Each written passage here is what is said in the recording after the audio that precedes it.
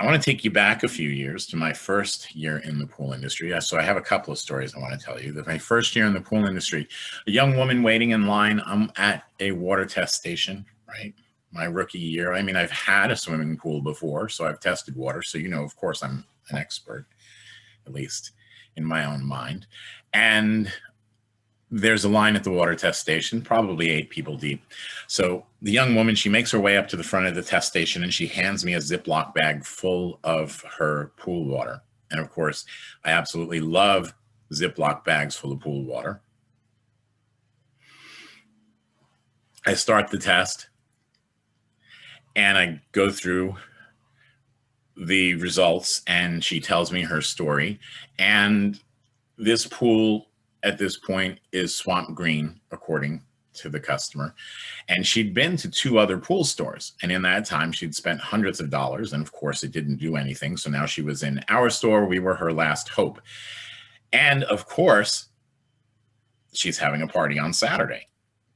At this point in time, I didn't know everybody with a green pool was having a party on Saturday. I mean, I'm aware of that now, as are most of you. But I wanted to be the hero. She'd went to these other stores. She's having a party on Saturday. I want to get her water clear and get her taken care of. I want to be the hero. So I test the water. I go through the instructions with her. I'm not going to mess around with this and that and tiny amounts of try this and try that. I pull out the big guns. I get a product that has never failed, at least at that point in time for me in my long, illustrious 5-month career. I have this product that I'm going to walk her through step by step. And there are a few steps to it. I'm not going to drop the name, but you'll figure out what it is as I describe the steps.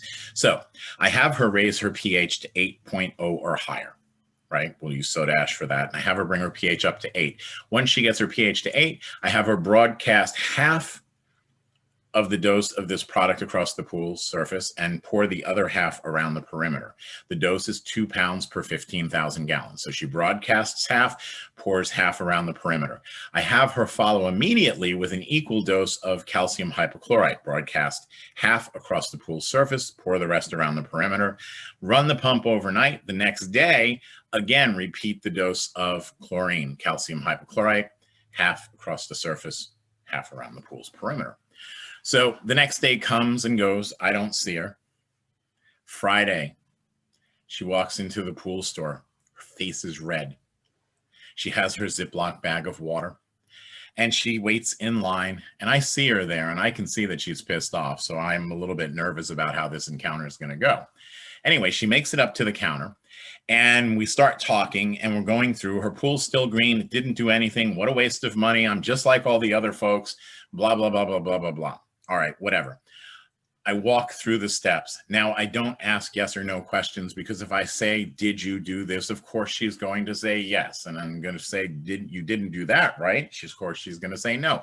So I have to ask her to walk me through what she did. So she tells me step by step. She raises the pH to 8. She broadcasts the dose of this algicide across the surface, half, and pours the rest around the perimeter.